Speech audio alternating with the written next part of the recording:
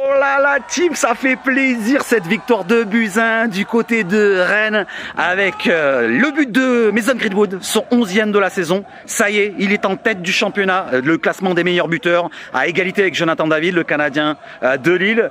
Et derrière, le deuxième but par Adrien Rabiot. Voilà, son 3e en 5 rencontres, là, les dernières rencontres. Voilà, il est replacé plus haut sur le terrain, mais ça lui convient parfaitement. Donc de Buzyn, le but qu'on a encaissé, c'était sur un contre, le but de Kalimundo qui a bien joué le coup. Et on va en parler de ce but, on va en parler du but de Greenwood, on va en parler aussi de ce but de Rabiot. On va parler aussi de l'arbitrage. Et oui, l'arbitrage qui a été un petit peu délicat, on va dire, aujourd'hui. Il aurait pu nous porter préjudice, mais finalement, au bout du compte, est-ce qu'on va parler de l'arbitrage? Ouais, on va rester sur ça? Non, on va rester sur la victoire, sur le plaisir de cette victoire. Et enfin, l'OM arrive à faire une belle opération.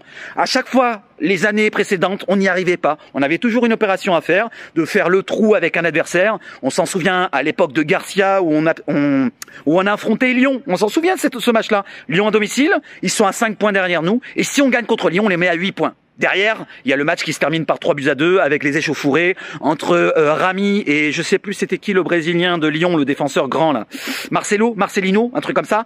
Voilà, avec l'arcade ouverte de Depay qui marque le but, le 3e, alors qu'il n'y avait pas de hors-jeu pour Mitroglou qui avait marqué le 3e de notre côté. On s'en souvient de ce match-là. Voilà, donc là l'arbitrage était particulier. On n'a pas gagné cette rencontre, on l'avait perdu à l'époque et on s'est retrouvé 4e en fin de championnat. Là on gagne contre tous nos adversaires, mis à part les Parisiens, les Péputiens. On a perdu contre eux 3-0, certes.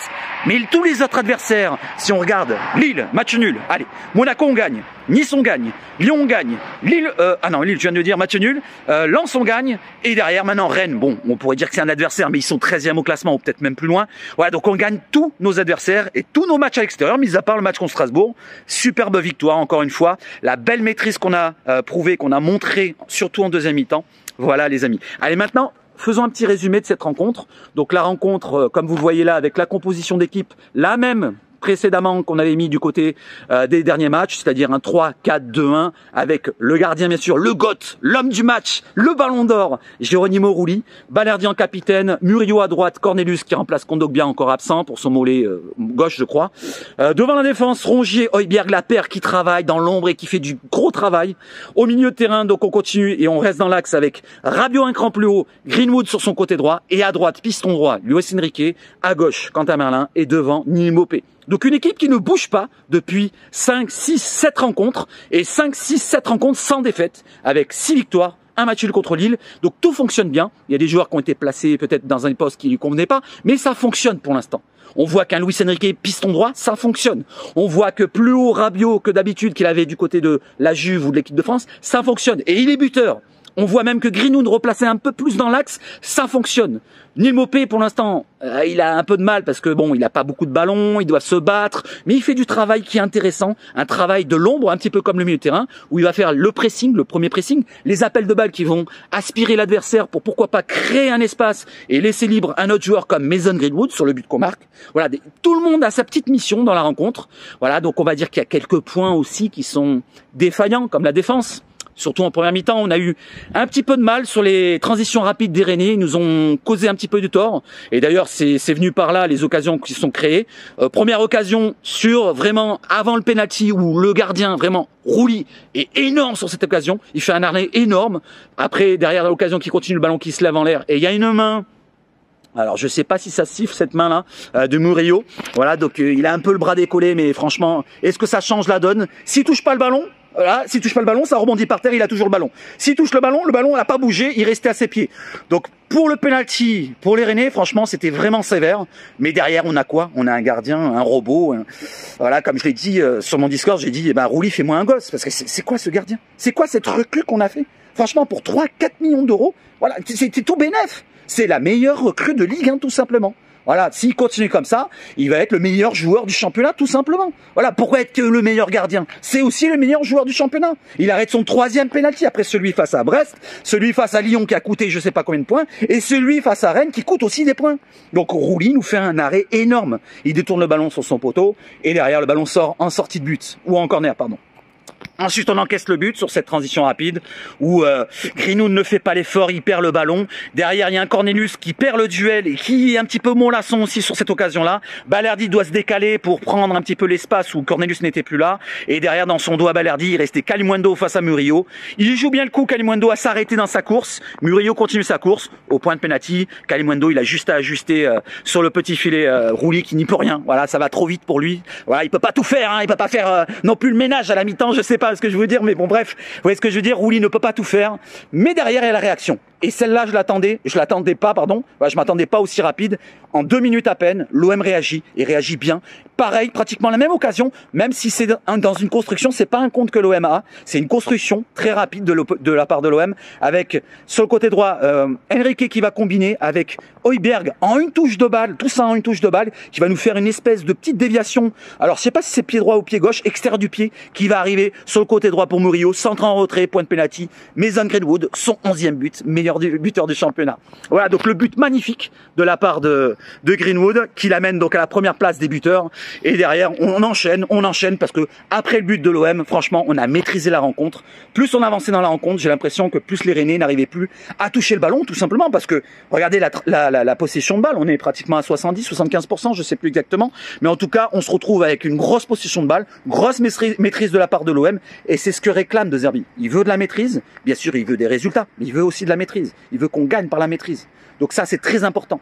Voilà, donc si je vais énumérer tous les joueurs, donc Mason Greenwood qui fait partie des hommes du match, mais surtout Rouli que j'ai envie de mettre en avant, Højbjerg qui fait un travail de l'ombre avec Rongier au milieu de terrain, c'est très pertinent et très important d'avoir ces deux joueurs-là devant notre défense pour rassurer un peu notre défense qui a été un petit peu en difficulté comme je vous l'ai dit, surtout en première mi-temps. Deuxième mi-temps, tout le monde a été au top. Voilà, tout le monde a été au top. Je vais pas en mettre un en dessous de l'autre. Même les rentrants ont été intéressants, que ce soit Garcia sur le côté gauche, que ce soit surtout Rowe qui a failli marquer un but, c'est dommage en fin de match, et même le petit Nadir qui rentre en fin de match et qui fait un effort en fin de match pour ne pas laisser sortir le ballon en corner. Il va la pousser, la tacler sur l'attaquant rennais et obtenir une sortie de but. Donc tout le monde rentre et a de la qualité et est intégré et impliqué pour obtenir des résultats. Et comme je vous l'ai dit, au résultat, nous sommes plus qu'à 4 points des Parisiennes. Les Parisiens vont affronter Saint-Etienne.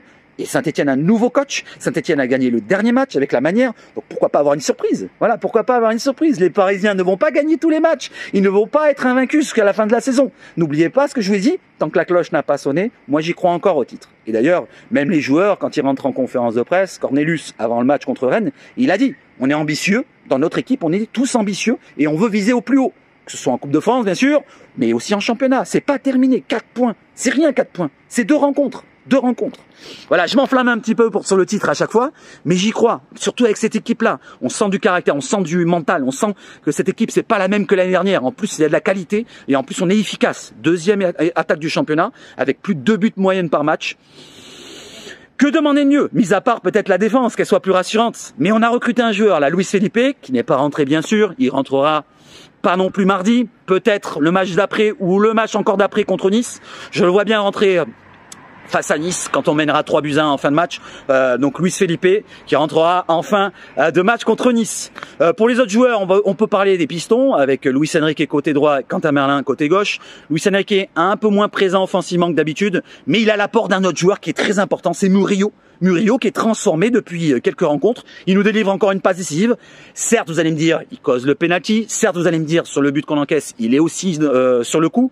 Mais quand même, point de vue offensif, il apporte un peu plus que d'habitude. Et c'est bien. C'est bien que si on n'a pas Luis Enrique qui apporte plus offensivement, on a un Murillo qui dédouble sur le côté droit.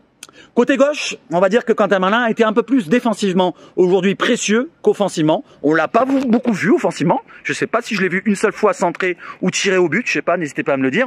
En tout cas, Quentin Merlin a fait son taf pour un petit peu rassurer aussi le côté Cornelius qui a été un petit peu plus en difficulté que d'habitude, j'ai l'impression. Je sais pas ce que vous en pensez. Il a eu un rôle à jouer face à un duel à jouer face à Assignon tout le long de la rencontre. Et Assignon lui fait un petit peu mal, j'ai l'impression, sur le côté gauche de notre défense.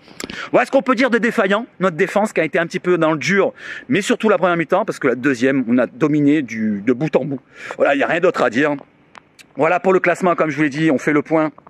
Donc l'OM a 4 points de retard sur les Parisiens, 5 points d'avance maintenant sur les Monégasques, 6 points d'avance sur Les Niçois, oui, les Niçois qui passent devant Lille, 7 points de Lille. Et derrière, on a qui aussi? J'ai oublié, les Lyonnais qui sont à 8 points derrière. Voilà, donc derrière ça encore, derrière les Lyonnais, nous avons les Lensois ou les Toulousains, si je me souviens bien du classement. Et les Toulousains ou les Lensois ne peuvent revenir qu'à 9 points de l'OM. Donc ça fait, dans l'ordre, on a 5, 6, 7, 8, 9 points s'il y a une victoire de Lens ou de Toulouse. Et devant, 4 points de retard. Donc ça serait bien que les Stéphanois, voilà, on sait qu'on a des antécédents avec les Stéphanois, les années 70, les années 80. Mais si vous pouvez gagner pour une fois du côté des Parcs des Princesses, n'hésitez pas à le faire. Ça nous ferait extrêmement chaud au cœur. Voilà les amis, je pense avoir tout abordé. Mon goth de la rencontre, comme je vous le dis, je le répète encore une fois, c'est Rouly, Ballon d'Or, meilleur joueur du championnat, et de loin.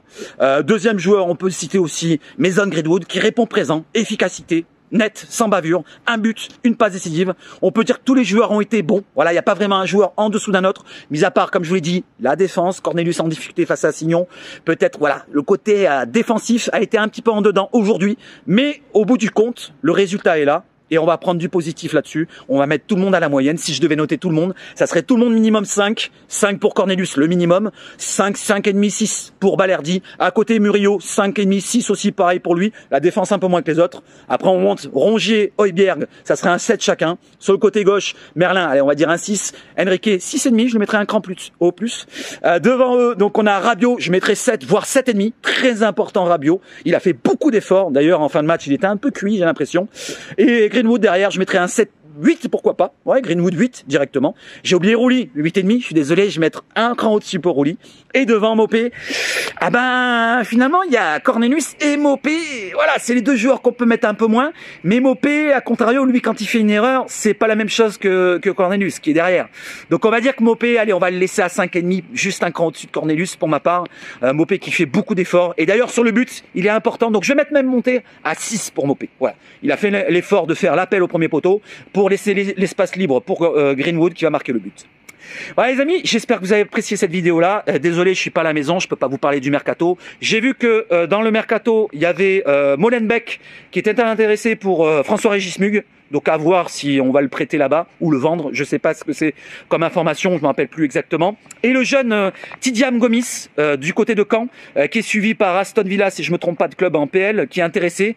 Et c'est chaud artichaut qui devrait aller du côté de l'Aston Villa, donc pour un contrat de 5 ans, si je me trompe pas d'information. Voilà plus ou moins pour les informations. Sinon, il y a plus grand chose à dire pour le mercato. Je vais vous faire une vidéo demain comme d'habitude. N'hésitez pas à vous abonner, à liker, à partager, à disliker si ça vous plaît pas. Et on se retrouve prochainement. Vive le foot chez Sabachout. Et surtout, allez l'OM!